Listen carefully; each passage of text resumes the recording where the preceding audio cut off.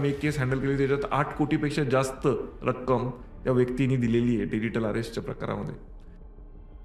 Digital arrest म्हणजे नेमकं काय?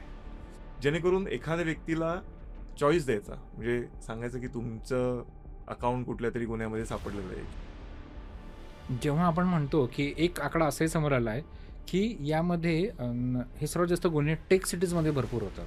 सो त्याच्यामध्ये टेक सिटीजमध्ये होण्याचं कारण असं आहे की त्या लोकांना ऑनलाईन ट्रान्झॅक्शन्स कळतात.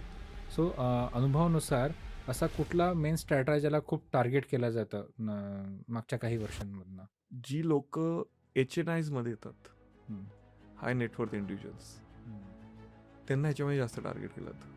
तर खरंच हा मोबाईल हा एकमेव मार्ग आहे का ज्याच्यावरून आपण त्या व्यक्तीला आपल्या पर्सनल लाईफमध्ये एंट्री करण्याचं एक एक फार मोठा महाद्वार ओपन करतो त्याच्याकरता? तुमचा अनुभव काय सांगतो?